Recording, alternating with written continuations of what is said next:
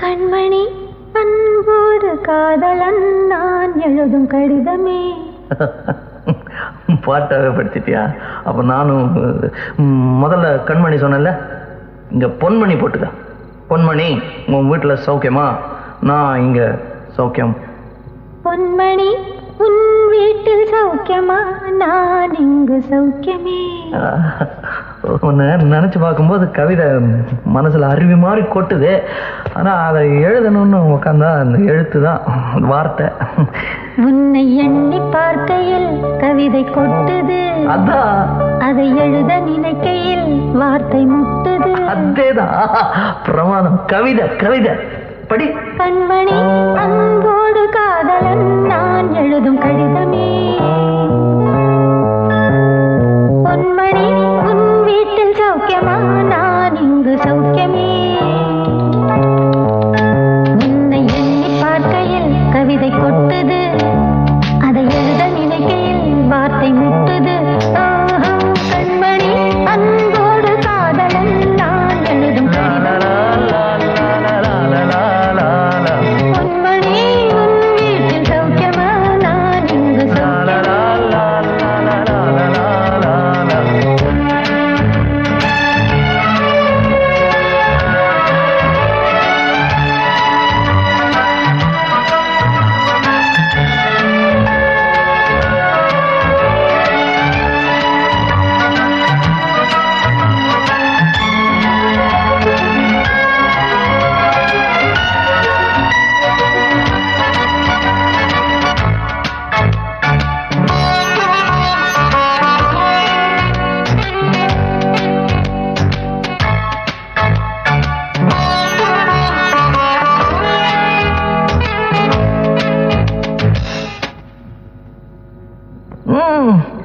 எனக்கு உண்டான காயம் அதை தன்னால ஆறிடும்.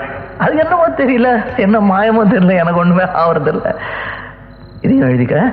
நடுவில் மானே தேனே பொன்மானே இதெல்லாம் போட்டுக்கணும். பாரு, எனக்கு என்ன காயம்னாலும் உன் உடம்பு தாங்கிடும். உன் உடம்பு தாங்குமா? தாங்க. பிராமி பிராமி பிராமி. அதை எழுதணுமா? இது காதல்.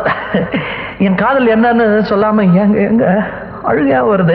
ஆனா நான் அழுது என் சோகம் ஒன்ன தாக்கிடுமோ அப்படின்னு நினைக்கும் போது வர்ற அழுக கூட நின்றுடுது. மனிதர் உணர்ந்து கொள்ள இது மனித காதல் அல்ல, காதல் அல்ல, காதல் அல்ல.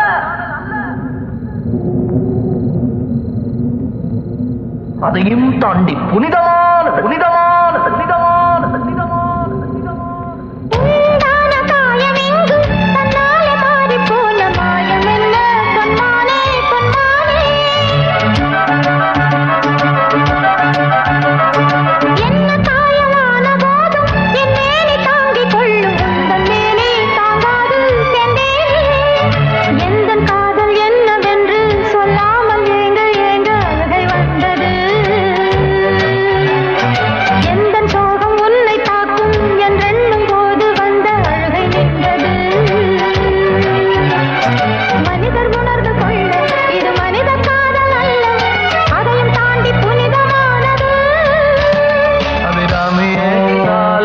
சாமியே நான் தானே தெரியுமா?